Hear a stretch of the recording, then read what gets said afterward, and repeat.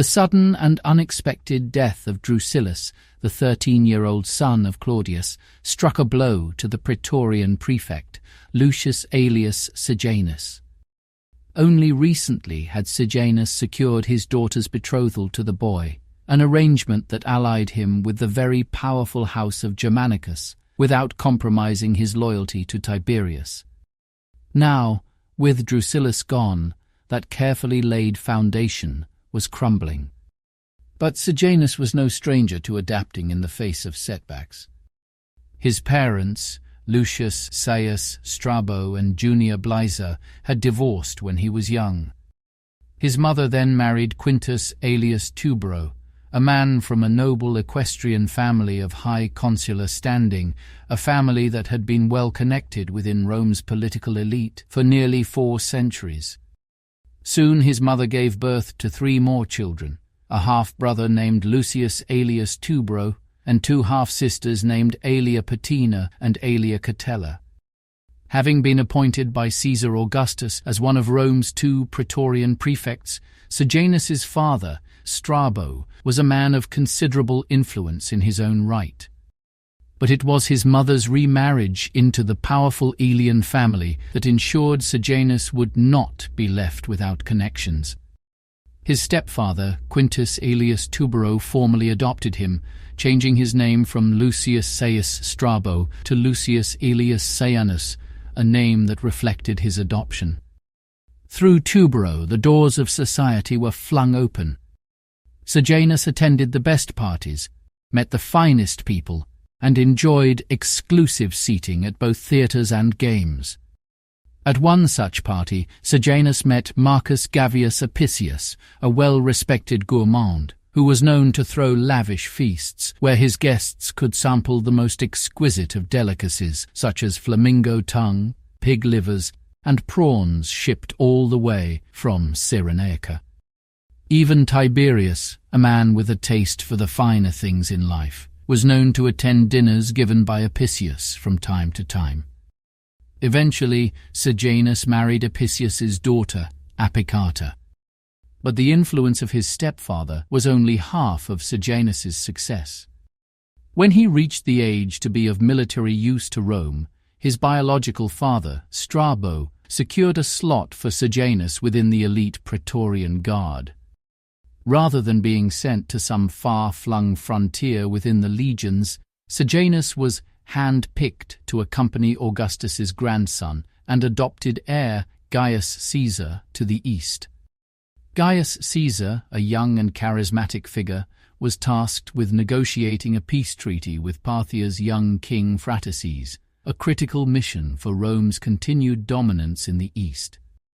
For Sejanus, this appointment was not only an opportunity to prove his loyalty and skill, but it also offered him an invaluable chance to solidify his place within the upper echelons of Roman power. Gaius Caesar's high profile would open doors for Sejanus. But Gaius Caesar did not return from the east. Having been stabbed in the shoulder by an Armenian warlord, Gaius Caesar's health began to fail, and he requested permission from his grandfather to come home and then retire.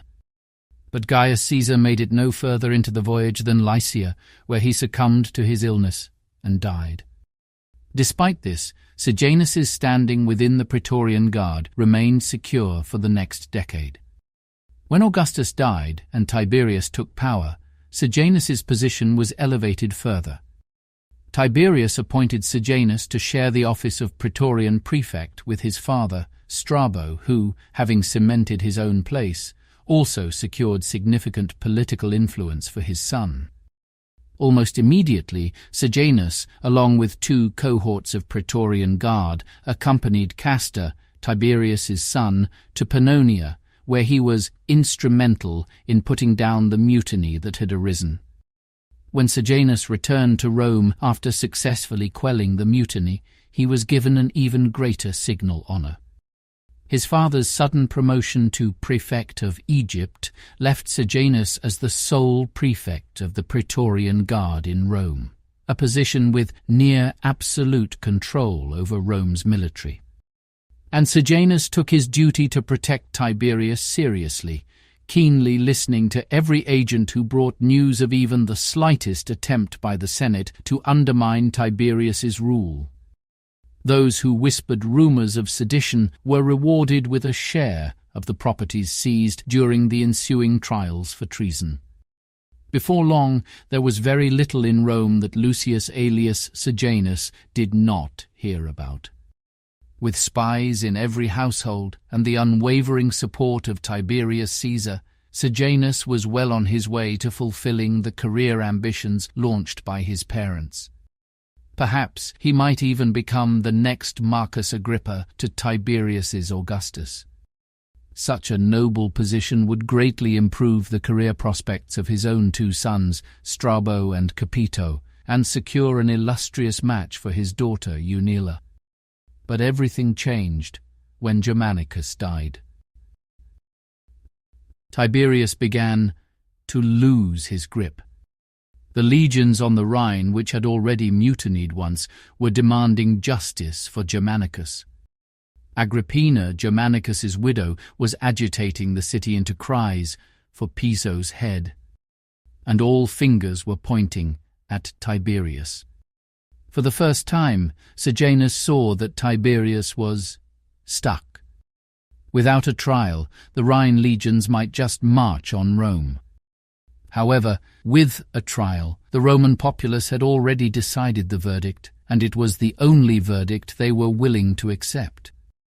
Even if Piso was found innocent, Tiberius could not acquit him, not without incurring the wrath of both the people and the Rhine legions. Thus, the trial of Gnaeus Calpurnius Piso was decided, even before it began. Agrippina had successfully employed the hand of Tiberius to destroy her enemy. Piso at least had the good sense to see what was happening. When his wife Plancina abandoned him, he took matters into his own hands. Yet oddly, Piso did not choose to fall on his sword, the most honourable Roman death, but rather he used that sword to gash open his own throat. An odd weapon choice for a man who owned daggers, a man who once had possession of an imperial scroll that might have purchased his life, a scroll that had gone missing after his wife was saved by the Augusta. With the trial concluded, no one was happy, least of all Tiberius. Talk of the mysterious scroll further fueled rumors that Tiberius and Piso had negotiated a secret arrangement to remove Germanicus from the succession. And neither the legions on the Rhine nor the mob in Rome who supported Agrippina were pleased when Tiberius mitigated the majority of the punishments proposed against Piso's family. These actions only increased the ebbing tide of suspicion against Tiberius. When Aemilia Lepida, surrounded by a group of noble women, embarrassed Tiberius at the theatre, putting him on the spot before a full audience as she theatrically begged for mercy, Tiberius reached his limit. Agrippina had used the public to control Tiberius. Aemilia Lepida now thought she could do the same, but she could not. Tiberius exiled her. Then, after reading an emotional eulogy dedicated to Germanicus to a silent Senate, Tiberius abandoned Rome.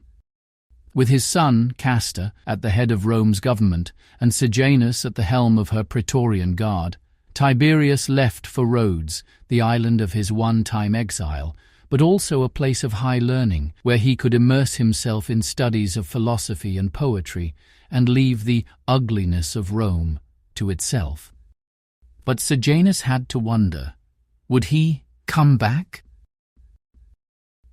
Despite objections coming from the camp of Agrippina, who wished to see Augustus's succession plans realized in the person of her son, Nero, Castor was now the heir apparent.